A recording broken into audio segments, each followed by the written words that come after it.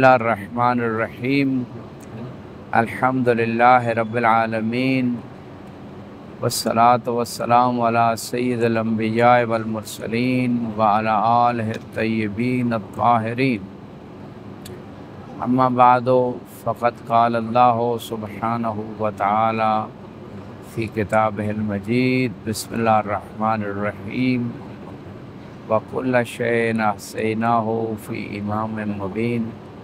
ہم نے ہر چیز کو امام مبین میں رکھا ہے۔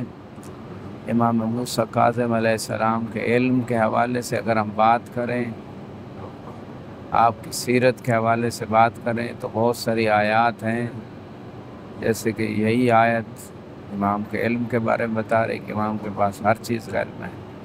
بعض روایات میں جب امام دنیا میں آتے ہیں، خدا کا سجدہ توحید کی گواہی کے بعد رسول کی رسالت اور صحابہ ائمہ کی امامت کی گواہی دیتے ہیں، تو اللہ تعالیٰ اپنے اور امام کے درمیان ایک نور کا ستون قائم کر دیتا ہے، جس نور کے ستون کے ذریعے سے یرون فیہ اعمال الخلائق، تمام مخلوق کے اعمال کو دیکھتے ہیں۔ جیسے کہ بعض آیات میں قُلِ اعْمَلُوا فَسَيَرَى اللَّهُ عَمَلَكُمْ وَرَسُولُهُ وَالْمُؤْمِنُونَ کہ آپ عمل کرو، اللہ تمہارے عمل کو دیکھتا ہے، رسول دیکھتے ہیں اور مومنون سے مراد امام دیکھتے ہیں۔ لہذا یہ وہ ہستیاں ہیں جو کائنات کے اعمال کو بھی دیکھتی ہیں، ان کا علم رسول اللہ کے ذریعے سے ہے، اللہ کے ذریعے سے ہے، اور یہ وہ ہستیاں ہیں کہ جن کے لیے ایک نورانی عمود خدا جس کے ذریعے سے کائنات کے اعمال دکھاتے ہیں، اور یہ وہ ہیں کہ جو کائنات کے اعمال کے اوپر گواہ ہیں۔ اس وقت کیا عالم ہوگا جب ہر امت میں ہم ایک گواہ لائیں گے، وَجِئْنَا بِكَ عَلَىٰ هَٰؤُلَاءِ شَهِيدًا، اور ان تمام لوگوں پہ آپ کو گواہ لائے جائیں گے۔ یا نبی اِنَّا أَرْسَلْنَاكَ شَاهِدًا وَمُبَشِّرًا وَنَذِيرًا وَدَاعِيًا إِلَى اللَّهِ بِإِذْنِهِ وَسِرَاجًا مُنِيرًا، اے نبی ہم نے آپ کو گواہ بنا کے بشارت دینے والا، ڈرانے والا اور نور بانٹنے والا چراغ، اور اللہ کی طرف سے اللہ کی اجازت سے بلانے والا بنا کے بھیجا۔ تو رسول بھی گواہ ہیں امت کے، اور یہ بھی گواہ ہیں۔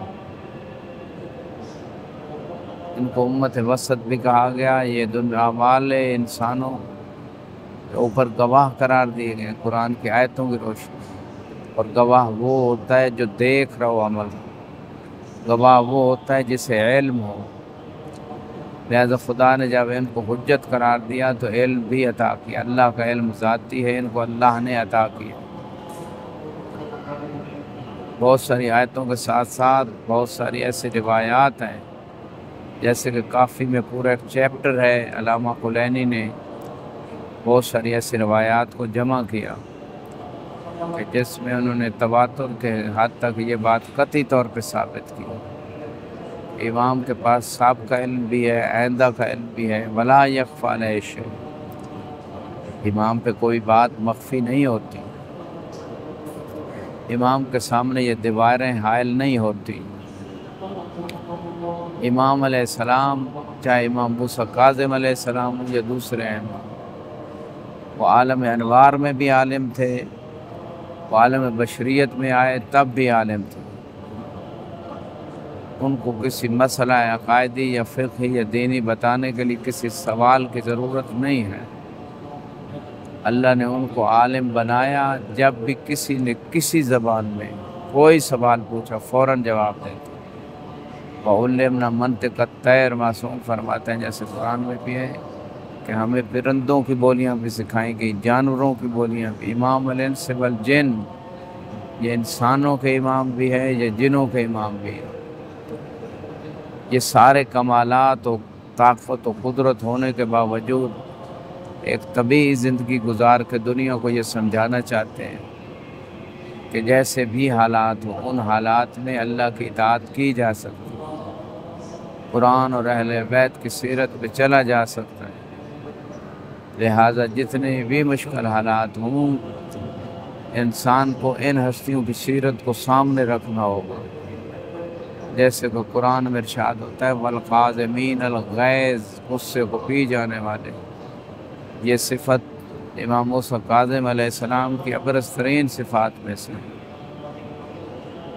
آج کل دنیا میں بہت سارے جرائم اس وجہ سے ہوتے ہیں کہ لوگ بے جا غصہ ہو جاتے ہیں۔ یہ ذات کے لیے غصہ ہوتا ہے، اپنی ذات کے لیے غصہ جائز نہیں ہے۔ دین کے لیے غصہ ہونا کبھی واجب ہے، کبھی مستحب ہے۔ لہذا جب ذات کے لیے انسان غصہ و غضب کرتا ہے تو کبھی کسی پہ تہمت لگاتا ہے، کسی کی اہانت کرتا ہے، کسی کی انسلٹ کرتا ہے، کسی کو اذیت دیتا ہے، کسی کی غیبت کرتا ہے، کسی پہ تکبر کرتا ہے، نعوذ باللہ کسی کو قتل کر دیتا ہے، کسی کو گالی دے دیتا ہے، کسی سے قطع تعلق ہی کر لیتا ہے، تو غصے کی وجہ سے شیطان ہزار کام لیتا ہے، انسان کی عقل مغلوب ہو جاتی ہے۔ امام موسیٰ کاظم علیہ السلام کی سیرت میں یہ پہلو نمایاں تھا کہ دشمنوں کے ساتھ بھی غصے سے پیش نہیں آتے تھے۔ اس کا ایک بینیفٹ یہ ہے کہ انسان کے جسمانی صحت بھی صحیح رہتی ہے، غصہ نہ ہو، blood pressure, sugar, heart attack کے مسائل نہیں ہوتے، روحانی صحت بھی صحیح رہتی ہے، گناہوں سے بھی انسان بچ جاتا ہے۔